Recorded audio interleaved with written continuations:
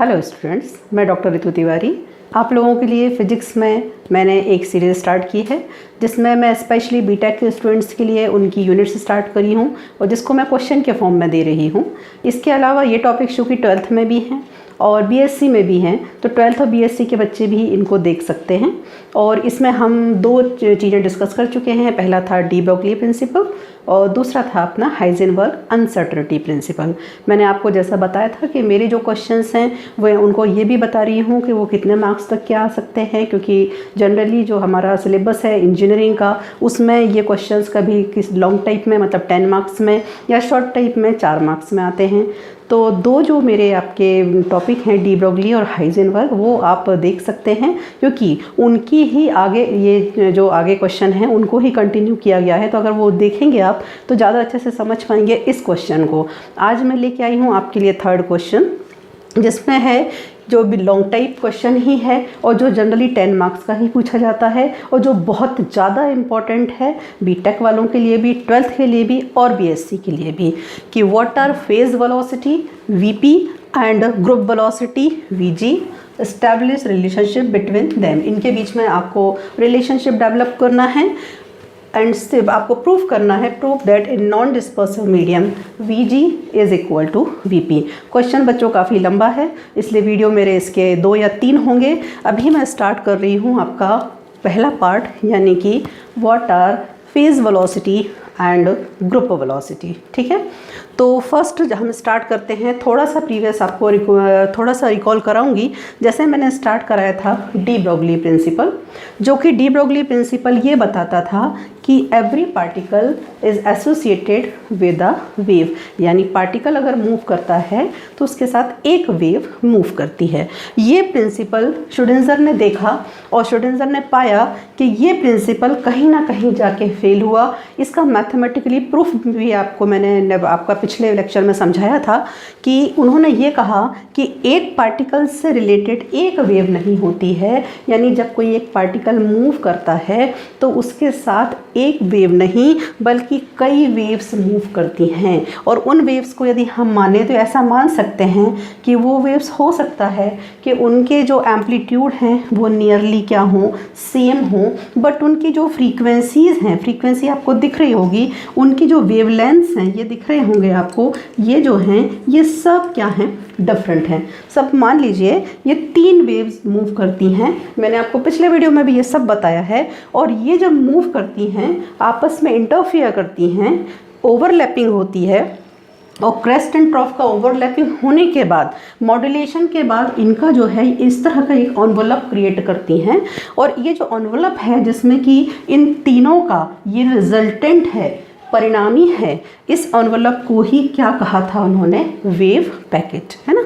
तो बात ये आती है कि हम 1 बाय 1 क्यों स्टेप आगे बढ़ रहे हैं। तो सबसे पहले यदि हम क्लासिकल फिजिक्स की बात करते हैं बच्चों, तो क्लासिकल फिजिक्स में सबसे इम्पॉर्टेंट होती है क्या, पोजीशन, यानी कि एक्स। यदि हमें किसी पार्टिकल की पोजीशन पता है तो हम उसकी वेलोसिटी निकाल सकते हैं, वेलोसिटी निकाल सकते हैं, एक्सेलरेशन निकाल सकते हैं, एक्सेलरेशन निकाल सकते हैं तो न्यूटन्स के इक्वेशंस लगा सकते हैं मोशन के, और सब कुछ फाइंड आउट कर सकते हैं। जैसे सपोज़ अगर हमको एक्स पता है तो हम क्या निकाल सकते हैं, dx/dt फाइंड आउट कर सकते हैं। dx/dt मतलब वेलोसिटी।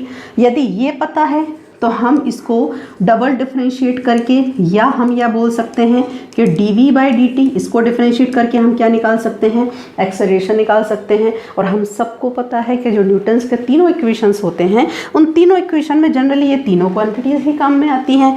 v आता है काम में, a आता है काम में, t आता है काम में, ठीक है ना। तो यदि पार्टिकल का मोशन बताना है बच्चों तो सबसे जो कहना चाहिए मूल जो हुआ, जो रूट हुआ, वो क्या हुआ, पोजीशन।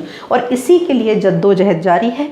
क्यों, क्योंकि अगर पोजीशन पता चल जाए तो सब कुछ आसान हो जाता है, लेकिन पोजीशन ही पता नहीं चल पा रही है। डी ब्रोगली ने तो पोजीशन को थोड़ा आसान किया था कि एक पार्टिकल अगर मूव कर रहा है तो उससे रिलेटेड क्या होगी, वेव होगी। लेकिन जब ये प्रिंसिपल आया, जो कि इस प्रिंसिपल को मैथमेटिकली भी रॉन्ग प्रूफ किया, जो आपने पिछले मेरे उसमें वीडियो में देखा कैसे किया, तो जब ये प्रिंसिपल आया तो इसने जो हमारी सर्टेनिटी थी उस सर्टेनिटी को किस वर्ड में कन्वर्ट कर दिया, प्रोबेबिलिटी। मतलब अब नहीं पता है कि पार्टिकल कहाँ होगा, अब नहीं पता है कि पार्टिकल यहाँ होगा, यहाँ होगा, यहाँ होगा।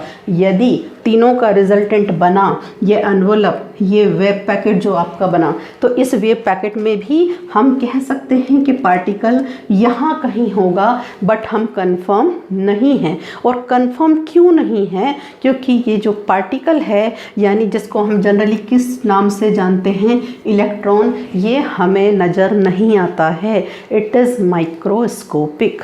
क्लियर? तो जो माइक्रोस्कोपिक है, जो नज़र नहीं आ रहा है, उसकी हम पोजीशन भी नहीं बता पा रहे हैं। मतलब हम एक्स डिटरमाइन नहीं कर पा रहे हैं, तो डेफिनेटली एक्स नहीं कर पाएंगे तो वी में भी प्रॉब्लम है, वी नहीं कर पाएंगे तो ए में भी प्रॉब्लम है, और ए नहीं कर पाएंगे तो मोशन के इक्वेशंस में भी प्रॉब्लम है। तो आगे जाके अगर हमें एनर्जी भी फाइंड आउट करनी है, उसमें भी प्रॉब्लम है। इसलिए इस जो वेव पैकेट को क्या कहा गया, ये वेव पैकेट हमको पार्टिकल के सिर्फ पता होने की क्या देता था, प्रोबेबिलिटी। प्रोबेबिलिटी मतलब एक संभावना है कि इस वेव पैकेट में कहीं पार्टिकल पाया जा सकता है। ठीक है बच्चों? ठीक है, अब बात आती है मेरे क्वेश्चन पे। क्वेश्चन क्या है? Phase velocity and group velocity. तो माना कि जब मैंने आपसे बोला कि these three waves are propagating, all these three waves having same amplitude, amplitude लगभग सेम है, but having different wavelengths, different frequencies. ठीक है ना? वेवलेंथ अलग है, फ्रीक्वेंसी क्या है, अलग है, बट ये अलग अलग वेव हैं, नाम भी दिए हैं, फर्स्ट है, सेकंड है, थर्ड है। ठीक है ना? तो ये भी अपनी एक वेलोसिटी से तो मूव कर रही हैं। ठीक है, तो इनको हम क्या नाम दे सकते हैं बच्चों? इनको हम नाम दे सकते हैं क्या नाम दे सकते हैं? Component waves. Component waves, component waves means ये अलग अलग, जिसको हम हिंदी में बोल सकते हैं घटक हैं। ये जो तरंग हैं उनके जो ये इस वेव पैकेट के ये क्या हैं? कंपोनेंट्स हैं। तो ये जो अलग अलग वेव जो मूव कर रही है, इसकी जो एक अपनी वेलोसिटी है, इस वेलोसिटी को ही कहते हैं बच्चों क्या? Phase velocity. ठीक है ना? फिर इन तीनों का इंटरफेयर हुआ, इंटरफेरेंस के बाद ये एनवलप में वेव पैकेट टाइप का डेवलप हुआ। ये जो वेव पैकेट डेवलप हुआ, इस वेव पैकेट में चूंकि अब ना तो ये है, ना तो ये है, ना तो ये है, बल्कि इन तीनों का क्या है? रिजल्टेंट है। तो इसको हम बोलते हैं बच्चों, इसकी वेलोसिटी को हम क्या बोलते हैं? Group velocity, and it is denoted by VG. Okay, phase velocity is denoted by VP and group velocity is denoted by VG. इसको आप ऐसे भी समझ सकते हो, जैसे आप लोगों ने एक प्रोसेशन देखा होगा, जुलूस देखा है ना? जुलूस में कई व्यक्ति साथ साथ चलते हैं, हर व्यक्ति अपनी स्पीड से चलता है। उसमें हो सकता है कोई व्यक्ति ऐसा हो जो बहुत तेज चलने वाला हो, कोई ऐसा भी व्यक्ति हो सकता है जो बहुत धीरे चलने वाला हो। बट जब वो व्यक्ति चलते हैं तो जुलूस की स्पीड को मेंटेन करते हैं। अगर जुलूस धीरे चल रहा है तो तेज चलने वाला व्यक्ति भी धीरे चलेगा, धीरे चलने वाला व्यक्ति भी अगर जुलूस तेज है तो तेज चलेगा। तो जुलूस में जो अलग अलग व्यक्ति हैं, जो